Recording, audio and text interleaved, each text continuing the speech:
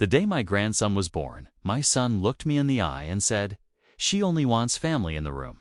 "Mom?" I nodded. I smiled. I took my purse and walked back to the parking garage alone. I sat in my car for 40 minutes, not crying, just remembering. I remembered the night Marcus was born. How I screamed for 17 hours without an epidural because we couldn't afford one. How his father held my hand until his knuckles went white. How we drove home in a car with a broken heater, wrapped that baby in every blanket we owned, and cried with joy anyway. I remembered raising Marcus alone after his father, Elroy, died of a stroke at 44. I was 41. Marcus was 14. I took a second job at the hospital, nights mopping floors, days answering phones at a dental clinic. I did that for 11 years so Marcus could have everything Elroy and I dreamed of giving him. I paid for his college, every semester, without complaint. I attended his graduation alone because Priya's parents flew in from Connecticut and took up all 4 guest tickets. I wore my best dress to his wedding and sat in the 4th row. And now, on the day his son entered the world, I was family enough to drive 4 hours from Savannah to Atlanta. Just not family enough to be in the room. My name is Dorothy Mae Simmons. I'm 62 years old. I've cleaned hospital floors, raised a son alone, and built something most people never see coming from a woman who looks like me. And 3 days after that parking garage moment, everything changed. Let me take you back 6 months before my grandson's birth. Back to October, when I first understood what was really happening. Marcus had married Priya Mehta 3 years earlier. She was beautiful, educated, from a family that summered on Cape Cod and had opinions about everything. She wasn't cruel, exactly. She was precise. Precise about how Marcus spent his time. Precise about where they lived, how they decorated, who they saw for holidays. I was imprecise. I cooked too much food. I talked too loudly. I hugged too long. In the first year of their marriage, Marcus called me every Sunday. By the second year, it was every other week. By the third, he called when Priya reminded him to. I told myself it was adjustment. I told myself marriage changes things. I told myself this was normal. But normal doesn't feel like a slow erasure. In October, Marcus called with news. Priya was pregnant. 7 months along. They'd waited to tell me. "We just wanted to be sure," he said. 7 months. They'd waited 7 months to tell his mother. I congratulated them warmly. I cried after I hung up. I drove to Atlanta the following weekend with a car full of baby things I'd been collecting for years. Blue and yellow onesies, a handmade quilt I'd sewn myself from fabric samples Elroy had collected, a rocking chair that had belonged to my own grandmother. Priya thanked me with that tight, polished smile. Marcus carried the rocking chair in, then carried it back out the same afternoon. "It doesn't really match the nursery aesthetic," he said quietly. I drove 4 hours home with that chair in my trunk. I should have understood then. I was only welcome when I brought something they needed. The baby came on a Tuesday morning in April. Marcus called me at 6 a.m. "She's in labor. You should come." I was packed before he finished the sentence. I drove 4 hours. I brought food, a cooler of home-cooked meals for after. I knew new mothers needed real nourishment, not hospital cafeteria sandwiches. I arrived at 11. Marcus met me in the lobby. He looked tired, excited, overwhelmed in that beautiful way new fathers look. We hugged. He told me they were letting her labor naturally. He said it could be ours. We sat together in the waiting room for 40 minutes. It was almost like old times. He told me about his job, a structural engineering firm downtown. He told me about the apartment they'd just upgraded to, a bigger place in Buckhead. 3 bedrooms, good school district. Then his phone buzzed. He read the message and stood up. "She's asking for her mother," he said. "And her sister just arrived. It's getting close." I stood too, instinctively. Ready? He looked at me with something I recognized. Not malice. Weakness. The face of a man delivering a message he didn't write. "Mom," he said quietly. "She only wants family in the room right now." The sentence hit me somewhere I didn't expect. I looked at my son, my only child. The boy I'd held while he cried for his father. The young man I'd put through school on a hospital janitor's salary and a dental receptionist's hourly wage. "I am family," I said. He couldn't hold my gaze. You know what I mean? I did know. That was the worst part. I understood exactly what he meant. I picked up my purse. I told him to call me when the baby arrived. I walked back to the parking garage, sat in my car, and breathed. I didn't cry. Elroy always said, crying before you know the full story wastes good tears. I'd learned to wait. Something about that moment settled in me like stone. Not anger, not grief. Clarity. I drove to a diner down the street, ordered coffee, and sat for 3 hours, thinking, planning, understanding. What Marcus didn't know was that his mother had spent the last 11 years doing more than mopping floors. After Elroy died, I had 2 things: a $280,000 life insurance payout and 40 years of watching other people's wealth up close. I'd cleaned the rooms of doctors, lawyers, executives. I'd watched how they lived. More importantly, I'd listened. I heard them take calls about investment properties, heard them talk about tax advantages, equity, passive income. I'd been invisible in those rooms. Invisible people hear everything. I took that insurance money and I did what no one in my family had ever done. I bought a duplex in a working-class neighborhood in Savannah for $190,000. I rented both units while living in my own paid-off house. 3 years later, I bought a second property, then a third. I never told Marcus. He knew I owned my house. He didn't know about the rest. By the time I sat in that Atlanta diner with my coffee, I owned 7 rental units in Savannah and 2 small commercial properties on Broughton Street. Net worth, after mortgages, just over $1.4 million. I'd built it invisibly. The same way I'd lived my whole life. Present, unnoticed, quietly powerful. I also happened to own the building where my son and Priya paid $3,800 a month for their new 3-bedroom apartment. Not in my name directly. In the name of DME Property Holdings, LLC. My initials, my company, my building. Marcus had never asked who owned his building. People rarely ask who owns the floor beneath them. My grandson was born at 2:17 p.m. on a Tuesday. 6 pounds, 11 ounces. They named him Rohan Elroy Metasimans. Elroy. They used Elroy's name. Marcus texted me a photo an hour after the birth. That baby had Elroy's nose. I pressed my phone to my chest and let myself feel it all at once. The joy, the grief, the love so fierce it frightened me. I texted back, "He is perfect. I love you both. Rest well." I drove home to Savannah. The next morning, I called my attorney, Beverly Okafor. Beverly was 47, sharp as cut glass, and had been handling my property portfolio for 6 years.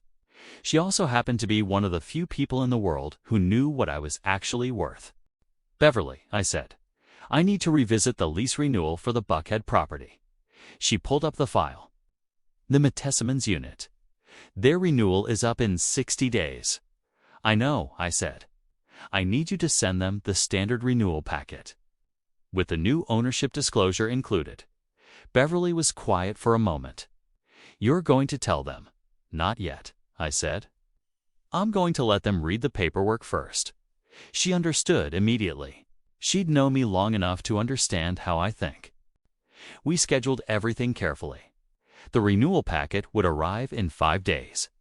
It would include, as required by Georgia state law, a formal disclosure of ownership, entity, and contact information for the property management company. DIE Property Holdings, LLC. Dorothy Mae Simmons, sole proprietor. "I want you there when it lands," Beverly said.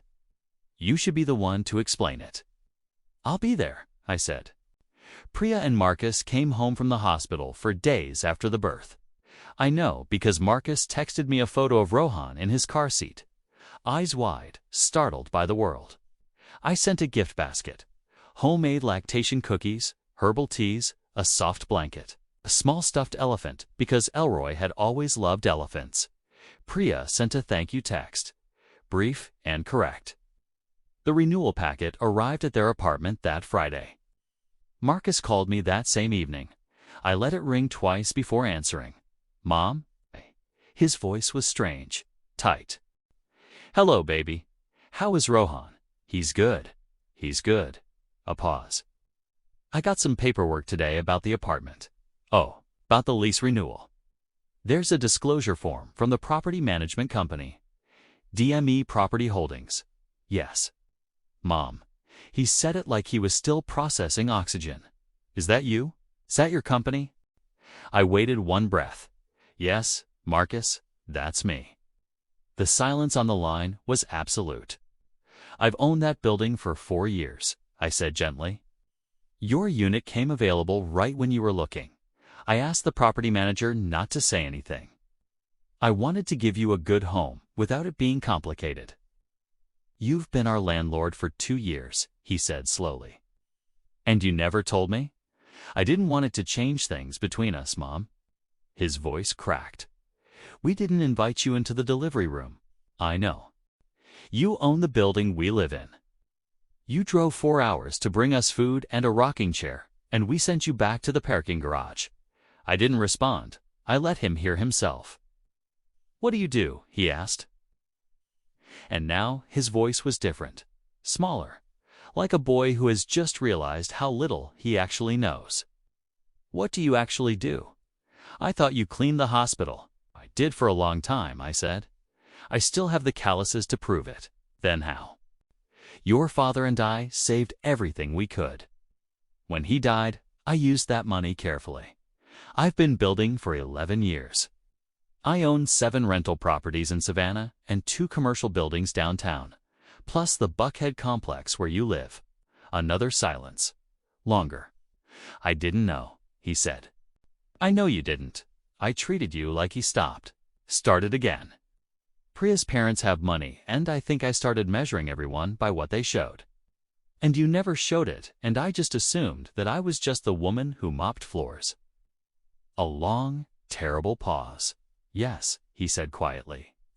I'm ashamed of that. I didn't say it was fine. It wasn't fine. What I said was, come see me. Bring Priya. Bring my grandson. Come to Savannah and let's talk properly, face to face. He said he would.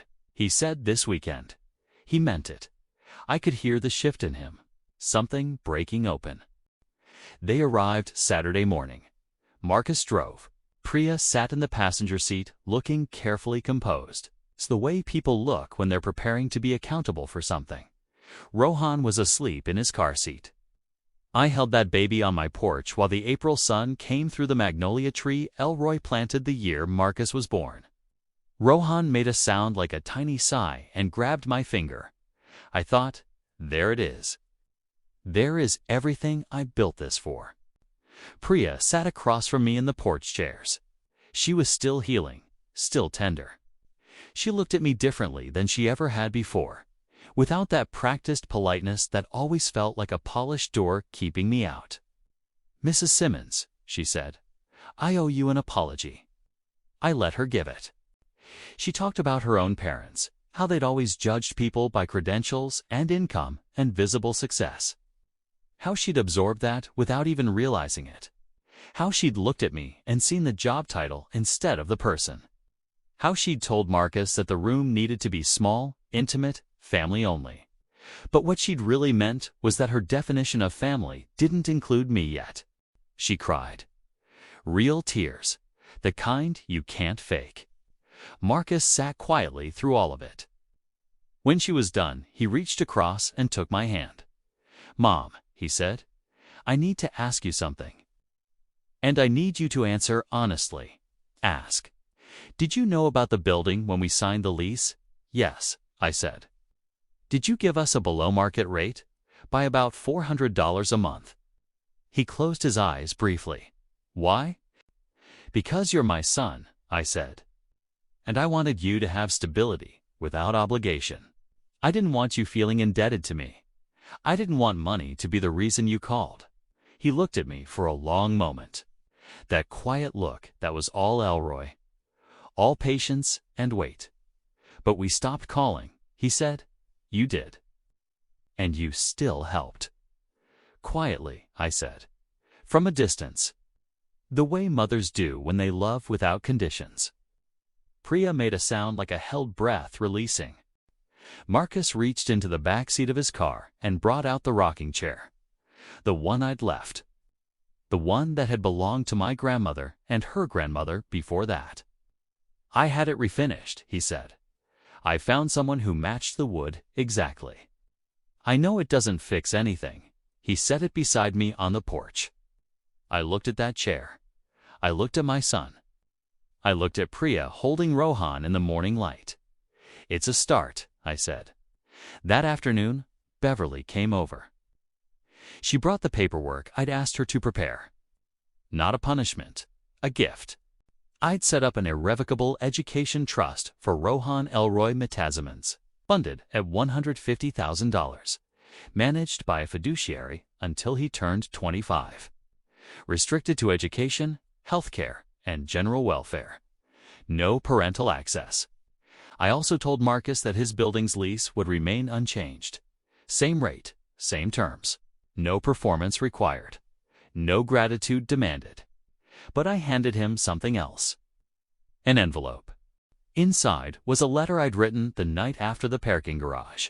4 pages, handwritten. About Elroy. About the duplex I bought with shaking hands in 2014.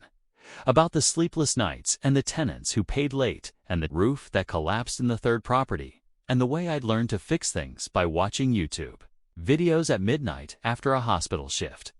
About what it meant to build something invisible. About what it cost. Read it when you're ready, I said. He held the envelope like it was something fragile and irreplaceable. Because it was. Quia leaned over and said quietly, "Can I read it too?" I nodded. Of course. We ate lunch together on that porch. Fried chicken and biscuits, and the kind of conversation that only happens when people stop performing and start being honest. Priya talked about the fear of motherhood. Marcus talked about how much pressure he'd felt to succeed in front of her family. I talked about Elroy, about who he was, about how much of him lived in Marcus, and how much of Marcus lived now in that small, sleeping face. At one point, Rohan woke up and cried, and I picked him up before either of them could stand. I walked him to the edge of the porch where the magnolia was in full bloom, and I whispered Elroy's name to him. Just once. His eyes found mine. Focused, the way newborns look at you when they're deciding whether the world is safe. I decided to believe he understood. 6 months later, Marcus and Priya moved to Savannah. Not because I asked, but because they wanted Rohan to know his grandmother, and Marcus was tired of learning about his family from paperwork. They rent a house 2 streets away. Market rate Marcus insisted. Every Sunday, they bring Rohan to my porch. We sit beneath the magnolia tree Elroy planted. The rocking chair is home again. The time we share can't be bought. Marcus is building something of his own Simmons Meta construction, focused on affordable housing in underserved Atlanta neighborhoods. He asked me to be his first investor. I said yes before he finished asking. At the ribbon cutting for their first 12-unit complex, he took the microphone. My mother cleaned hospital floors for 20 years so I could have a future, he said. This building is named for Elroy Simmons, who understood that the most powerful things don't announce themselves. He brought me from the back to the front. Love outlasts judgment. Grace outlives doubt. And when the world catches up, you simply make room for one more chair.